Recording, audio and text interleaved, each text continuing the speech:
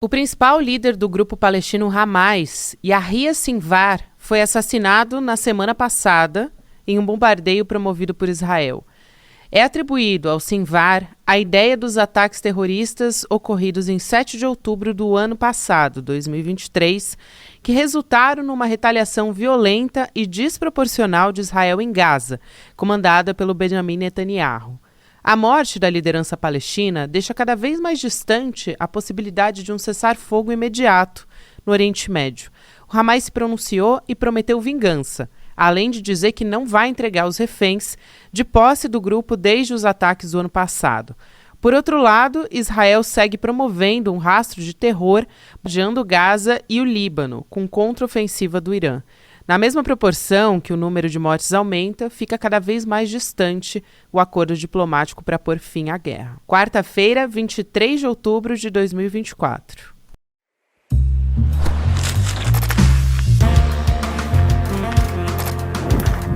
Olá, seja muito bem-vindo, seja muito bem-vinda. Eu sou a Gabriela Varela,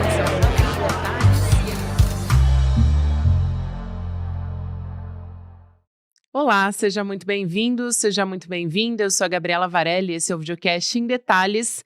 E aqui, sempre com um convidado, uma convidada, a gente analisa uma temática, uma notícia importante do momento. Hoje eu converso com o professor de Direito Internacional da Fundação Getúlio Vargas, o Salem Nasser, que também é especialista em Oriente Médio. Professor, obrigada por aceitar nosso convite, seja muito bem-vindo. Sou eu quem agradece, Gabriela, e estou muito feliz de estar aqui nesse primeiro encontro com vocês. Eu tenho ouvido muitos elogios ao ICL e estou feliz de estar conversando com você pela primeira vez. Muito obrigado. Eu que agradeço, professor. Um prazer para a gente receber o senhor aqui. Eu quero começar perguntando sobre essa questão mais recente, porque a gente tem visto vários desdobramentos no Oriente Médio, a partir de ataques de Israel. Agora o que aconteceu foi a prisão de 7 cidadãos que foram acusados, né, de uma rede de espionagem que estava abastecendo o Irã. Então, eles tinham informações sobre bases militares, segundo informaram as autoridades israelenses, vamos dizer assim, né? E eles justificaram que eles desmantelaram uma rede de espionagem. Eu queria primeiro entender essa questão, porque a gente tem tido várias informações chegando no último mês, nos últimos meses, a respeito de como Israel tem interferido de uma forma na rede de inteligência, vamos dizer assim, né, dos países que ele considera seus inimigos. Então, a gente teve uma série de explosões no Líbano, né? Enfim, eu queria começar a nossa conversa por aí. Então, acho muito interessante mesmo. Tem uma guerra, além das operações, digamos, militares, né, dos ataques, dos bombardeios, etc., tem uma guerra de inteligência que está em curso há muito tempo, né? Então, assim, o último confronto, digamos, direto entre Israel e o Hezbollah do Líbano, né, foi em 2006, deixou claro que, assim, Israel precisava se preparar para um futuro confronto, porque os resultados de 2006 não foram do seu agrado, e o Hezbollah também avançou muito desde 2006 até agora. E uma parte dessa disputa é uma disputa de inteligência e também, se você quiser, de espionagem, mecanismos e informações, né? Mecanismos de obtenção de informações e de penetração e assim por diante. Então, óbvio que nesta guerra agora, que é se você quiser, uma guerra dupla, né, que se passa em dois palcos, em Gaza, na Palestina, e agora muito intensamente no Líbano, isso tem tido um papel fundamental. Então, só para pontuar algumas coisas, é claro que alguns dos pontos marcados por Israel nos tempos mais recentes são eminentemente pontos de espionagem, equipamentos, alcance. Então, o atentado com os pagers, o atentado com com os walkie-talkies, né, com os comunicadores, a morte de várias pessoas, figuras centrais do Hezbollah, inclusive a do secretário-geral. Isso tudo indicava que assim, Israel estava tendo acesso a informações muito sensíveis, né? E, inclusive, tinha conseguido penetrar operações desde 2015, pelo menos, porque algumas dessas coisas estavam em preparação desde 2015, né? E, claro, isso inclui, provavelmente, espiões, né? Pessoas que colaboram com Israel, e inclui tecnologia. E, em termos de tecnologia, Israel, primeiro que tem uma tecnologia muito avançada nesse campo e tem o apoio irrestrito de todos os aparelhos de segurança do Ocidente, Estados Unidos, Reino Unido, França, Alemanha, Austrália. Então, eles realmente obtiveram vitórias com base nessa superioridade. Por outro lado, desde 8 de outubro de 2023, o Hezbollah vinha atacando as instalações de observação, né, de vigilância que Israel tinha ao longo da fronteira e conseguiu eliminar boa parte desses instrumentos, apesar de eles serem, de vez em quando, repostos.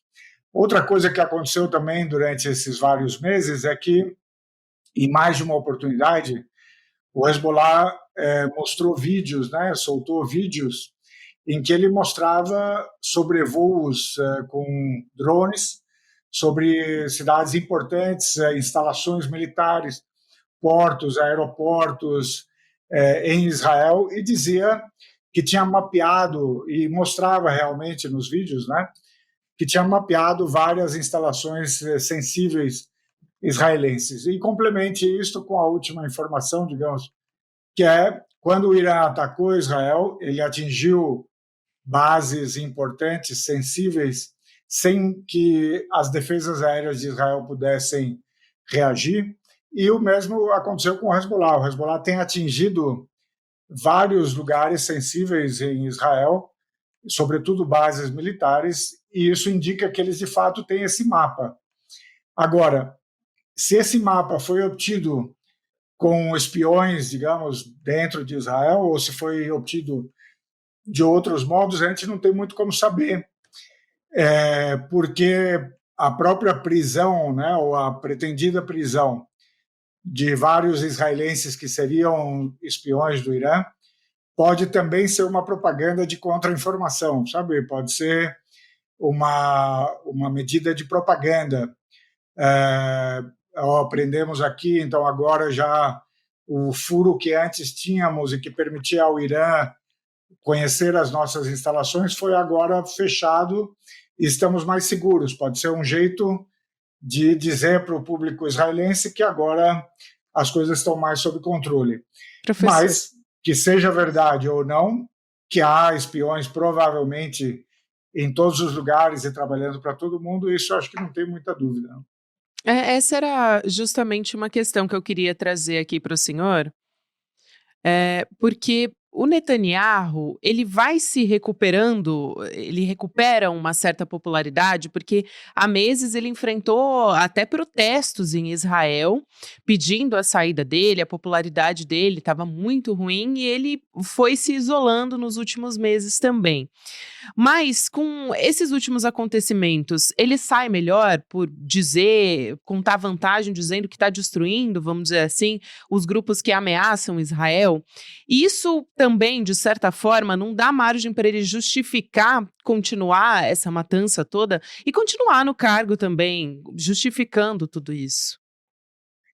Então, na verdade, assim, uma coisa a gente tem que manter em mente, que é os protestos contra o Netanyahu e contra o governo dele, eles foram sempre essencialmente contrários às medidas que ele queria tomar e que, por exemplo, davam mais poder a ele. Então, eles achavam que ele estava concentrando poder e limitando os poderes do judiciário. As manifestações ou os protestos nunca foram por conta da guerra. Assim, o máximo havia as pessoas relacionadas aos prisioneiros que foram levados a Gaza, né, e que seriam trocados numa operação de troca de prisioneiros. Os parentes dessas pessoas, sim, estavam se insurgindo contra a guerra, mas é mais porque eles queriam proteger a vida dos seus familiares, né? Queriam vê-los de volta. O Netanyahu tem ignorado isso, e a popularidade dele em relação à guerra e à continuidade da guerra, ela se mantém praticamente intocada. Ele pelo jeito, está mais popular agora por conta dessa guerra. Isso tem algumas explicações. Uma é imediata, digamos, né? Ele pareceu ter algumas vitórias táticas, por exemplo, esses assassinatos, alvejando lideranças do Hezbollah, do Hamas, que parecem, digamos, reassegurar os israelenses de que aquilo que eles tinham perdido em 7 de outubro do ano passado, que era a sensação de segurança, agora estaria sendo, sabe, refeito, né? Mas isso é apenas tático, isso não ganha a guerra, né? Então tem algo de mais longo prazo. E aqui eu acho que tem aquela sensação de insegurança que se abateu sobre Israel e sobre os apoiadores de Israel no mundo inteiro, ainda não foi desfeita totalmente, sabe? Então, Israel está muito consciente hoje da sua fragilidade que foi revelada em outubro de 2023 e isso deu lugar a uma reação de realmente uma vontade de extermínio, né? Uma vontade de vingança a todo custo, sem levar em conta qualquer limite ou qualquer regra ou qualquer valor. Então, o morticínio, né, que está acontecendo, ele se explica em parte, quer dizer, se explica, não se justifica nunca, né? Mas ele se explica em parte por conta desse medo que se transformou numa vontade de vingança. Agora, por que o Netanyahu quer continuar a guerra? Aqui eu acho que a gente falou muito, né, sobre ele precisar da guerra para se manter no cargo, no governo.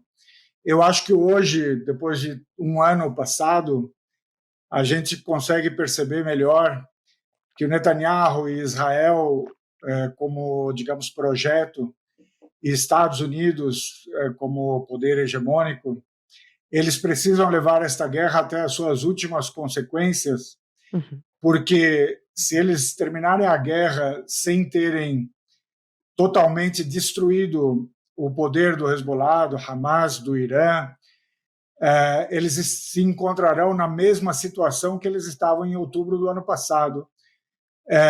Ou seja, nenhum problema deles estaria resolvido. É claro que não é fácil, né, acabar com todo o poder desses grupos, especialmente de um país como o Irã, mas a essa altura parece que Israel caminha para levar essa guerra até as últimas consequências, porque percebe que vive um risco de vida, né? Se não der conta desses inimigos todos, entre aspas, né? Então, eu acho que também os iranianos e o Hezbollah e os demais perceberam que nós estamos numa guerra que vai até o final agora, sabe? Então, por isso que todo mundo está se comportando como se isso fosse durar bastante tempo.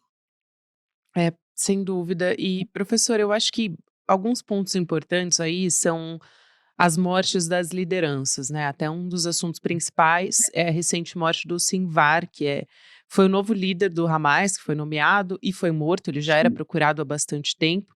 E existia todo um protocolo de segurança dentro do Hamas para conseguir fazer a proteção do Sinvar. Mas, de qualquer forma, antes dele, a gente já teve a morte do Ismail Haniyeh, que era um negociador de paz também. E as lideranças do Hezbollah também têm sido mortas por Israel. Em Hezbollah teve o Nasser Nasrallah, que é o símbolo maior de todo esse conflito.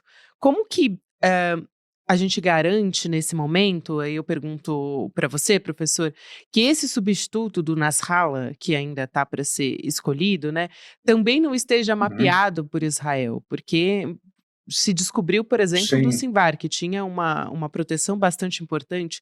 Como é que o Hamas também vai lidar com isso? Porque vai tentar negociar a partir de agora, a partir da morte dessa liderança tão importante, Sim, ou sim. vai radicalizar?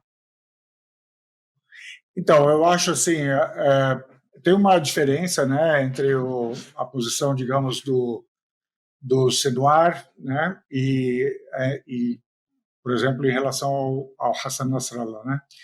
O Senwar, como a gente viu nos vídeos, né, que acho que Israel deve ter cometido um engano ao soltar os vídeos, né, porque mostra o Senwar morrendo em combate, né. Então, ele provavelmente estava se locomovendo de um lugar ao outro e tal, mas ele andava com a sua própria arma e participava dos combates e acho que por coincidência uma parte, uma patrulha israelense, né, deu de cara com ele e acabou matando sem saber que era ele, né. Só que a imagem que ficou era de um líder que estava lutando até o último instante, né, até jogando um pedaço de madeira contra o drone quando ele já estava mortalmente ferido e tal. Isso contrariava e contraria, né, as narrativas israelenses de que o Sinwar estava escondido e cercado de reféns no fundo dos túneis de Gaza, fazendo dos reféns seus escudos humanos e tal. Então, mostra que ele morreu lutando e ele virou um símbolo, portanto, de uma resistência legítima no seu fazer militar, né? O Hassan Nasrallah, a morte dele, é claro, foi muito mais impactante, digamos, né? Porque Gaza sempre teve um quê de poder menor do que o Hezbollah, muito menor. Tinha dificuldades muito maiores, né, de se armar, de treinar, e a própria geografia não trabalha a favor de Gaza, né? Então, o Hezbollah está numa categoria totalmente diferente. Seus sistemas de segurança, de capacidade de operar dentro do Líbano e tal, era muito maior. Então, que ele tenha sido localizado e morto, ainda que para isso tenha sido preciso usar 80 bombas que penetravam o subsolo antes de explodirem e que destruíram 6 edifícios de vários andares de altura e tal. Quer dizer, realmente precisou de um ataque sem precedentes para poder, digamos, apostar que conseguiria matá-lo, né? Em algum.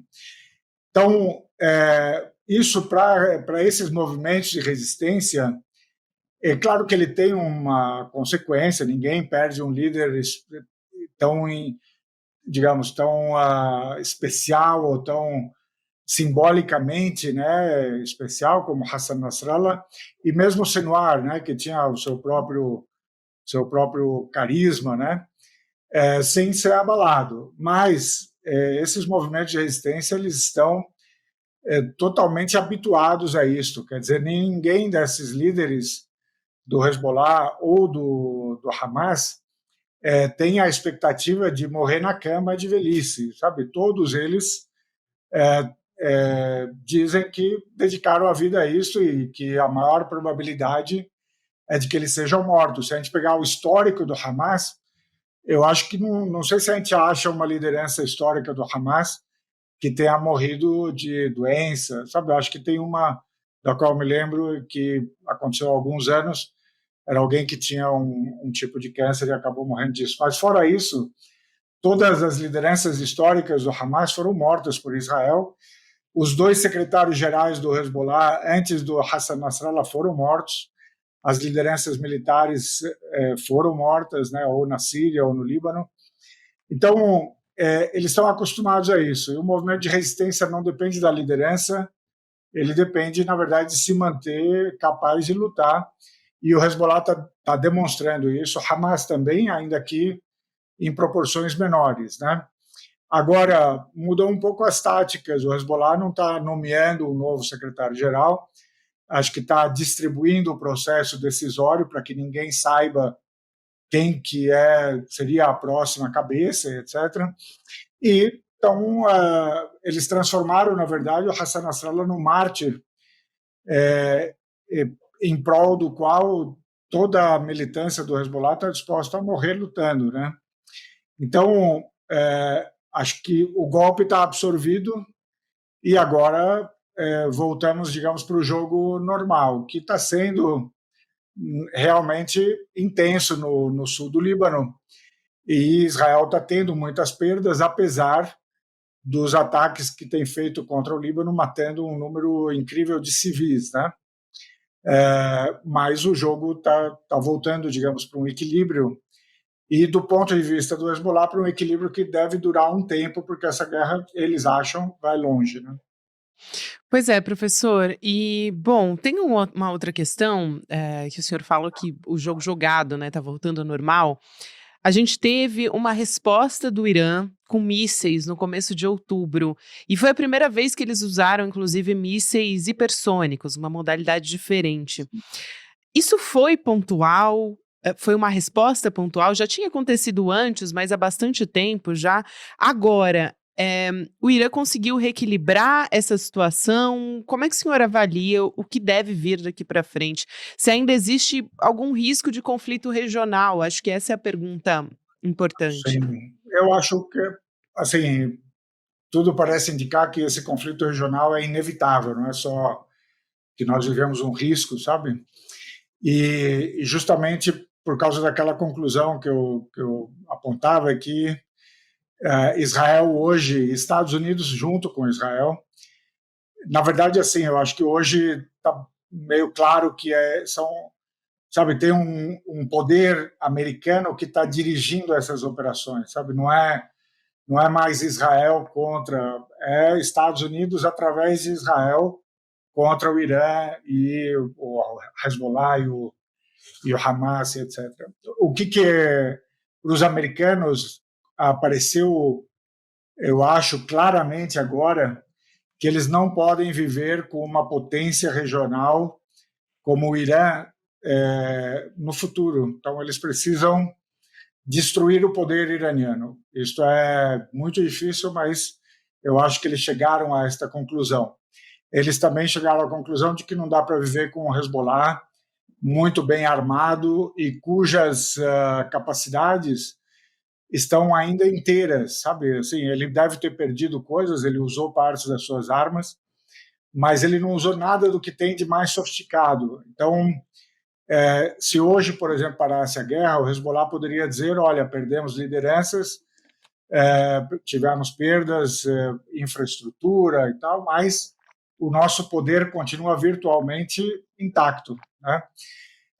Isso é inaceitável para Israel e para os Estados Unidos. Agora, com relação à resposta do Irã, muita gente tem feito comentários sobre se o Irã foi paciente demais, sobre se, de algum modo, o Irã abandonou o Hamas e o Hezbollah. E aqui a gente precisa trabalhar um pouco com as nossas impressões sobre isso. Você lembra que, em abril, o Irã já tinha feito um ataque contra Israel, que era uma resposta a um ataque contra o consulado, né, a embaixada iraniana em Damasco, que tinha matado alguns oficiais, né, da Guarda Revolucionária Iraniana. Então o Irã disse, nós vamos responder, e responderam.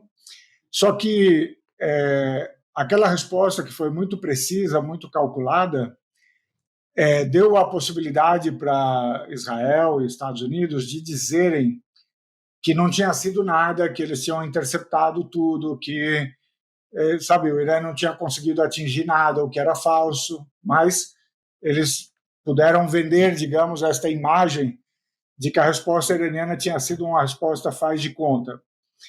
Aí, quando o Netanyahu tinha acabado de voltar dos Estados Unidos, o que indicava que ele tinha tido um sinal verde americano, enquanto o presidente iraniano assumia, o novo presidente, né, ele resolve matar o Ismail Haniyeh em Teherã. E os iranianos dizem, nós vamos responder. Eles deram um tempo, demoraram.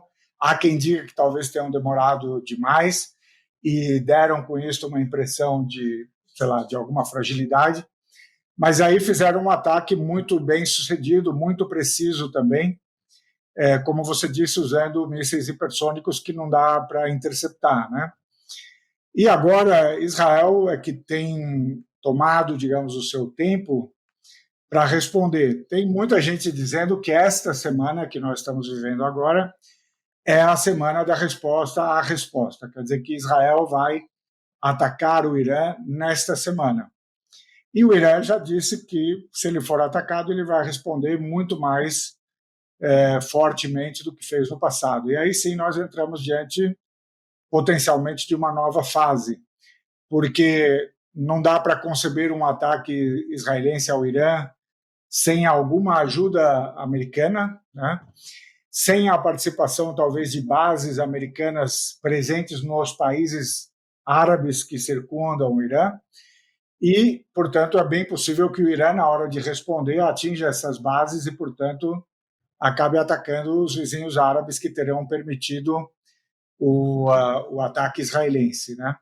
Então, nós estamos diante desse momento crucial. Israel não pode ficar sem responder, porque senão vai perder, digamos, moral, né, enquanto potência militar na região. E, por outro lado, eu não acho que o Irã esteja disposto a deixar passar um ataque contra suas instalações. Então, muito vai depender do que Israel e Estados Unidos vão decidir atacar no Irã e quando eles vão fazer isto, né? Mas é um momento chave, é um momento crítico para o nosso futuro, porque aí uma guerra regional ali, ela se aproxima muito de uma guerra mundial, sabe? Não é? Ela facilmente pode envolver outros atores e vai ter consequências para o mundo inteiro, por exemplo, na questão do preço do petróleo, do gás e assim por diante. Professor, a gente está chegando aqui ao final, mas eu queria rapidamente te ouvir sobre as eleições dos Estados Unidos. A data-chave é o dia 5 de Sim. novembro. E a gente pode ter uma eventual vitória, por exemplo, da Kamala Harris, alguma mudança para o Irã nesse sentido, já que poderia existir uma retomada de negociações nucleares, ou pelo menos os iranianos esperam por isso, porque o Obama foi quem assinou, o Donald Trump quem rompeu, enfim, o que os Estados Unidos também não têm um interesse, né, por um conflito regional, então o quanto Sim. as eleições podem interferir em todas essas questões do Oriente Médio? Então, há muita gente que diz que o Netanyahu, na verdade, sim, quem não acredita, por exemplo, que essa é uma guerra de longo prazo, que ela é uma guerra, digamos, de vida ou morte, né? Que Netanyahu estaria prolongando essa guerra pelo menos até as eleições, na esperança de que o Trump vença, né? Que é a preferência do Netanyahu, e aí ele receba um apoio incondicional da parte do Trump. Mas, assim, isso pode até ser verdade. Eu acho que, de fato, o Netanyahu prefere o Trump. O Trump já disse, né, que achava que Israel era um país pequeno demais, ou seja, que isso quer dizer que ele pretende permitir que Israel abarque mais território dos seus vizinhos, né? Ou seja, que incorpore a Cisjordânia totalmente, oficialmente, talvez uma parte do Líbano, uma parte da Síria e assim por diante. Ou seja, que ele seria favorável talvez à ideia do grande Israel. Mas eu acho que em termos de apoio que é dado a Israel, a coisa não muda tanto, porque não sei o quanto mais os Estados Unidos poderiam permitir a Israel num governo outro que não esse do Biden. Professor Salem Nasser, um prazer receber o senhor aqui pela primeira vez. Seja sempre muito bem-vindo. Obrigada, viu? E até Muito uma obrigado. próxima. Lembrando a você também que a gente está na iminência de receber um lançamento de um documentário aqui. A gente vai participar dessa estreia. A estreia mundial vai ser feita pelo ICL, o documentário Conversas com Pepe Mujica, as reflexões do personagem mais inspirador do nosso tempo sobre o futuro da humanidade. Você deve conhecer muito o Mujica pelas propostas sociais, pela política, pela maneira de fazer política que revolucionou a América Latina. E nesse documentário, além disso, você vai conhecer também a história pessoal, os bastidores de como vive o Pepe Mujica hoje. Então não perde essa estreia, vai ser no dia 31 de outubro, que é uma quinta-feira, 8 horas da noite. Para garantir sua vaga nessa nossa sessão de cinema, você acessa em detalhes icl.com.br. Obrigada a você que me acompanhou até aqui. Agora você fica com Mercado e Investimentos. Na sequência tem Rolê ICL. Se você me acompanha pelo YouTube, para você que não me acompanha pelo YouTube, lembrando, a gente está sempre nas plataformas de áudio de segunda a sexta-feira. Obrigada, até amanhã. Provavelmente você tem necessidade de trocar seu celular todo ano. Você acha que o seu computador não serve mais. Você acha que está fora da moda. E aí é consumo, endividar-se, comprometer-se para poder sempre estar adquirindo aquilo de novo que o mundo traz. Curiosamente, a gente está sempre se sentindo angustiado, triste, sozinho, deprimido e não entende o porquê. Uma das cabeças mais brilhantes do nosso tempo, uma das figuras políticas mais inspiradoras, fala muito sobre isso. A gente está falando de Pepe Mujica, ex-presidente do Uruguai. Ele foi o tema principal do escritor Fabián Restivo, quando escreveu essa obra, Conversas com Pepe Mujica. Essa obra originou um documentário, uma obra cinematográfica absolutamente maravilhosa e sensível, que leva o mesmo nome, Conversas com Pepe Mujica, e vai ser lançada mundialmente com exclusividade pelo Instituto Conhecimento Liberta, no dia 31 de outubro, às 8 horas da noite. E aí, a gente vai assistir um dos momentos mais lindos da nossa vida, partilhando ele com o Pepe Mujica. Um abraço e até lá!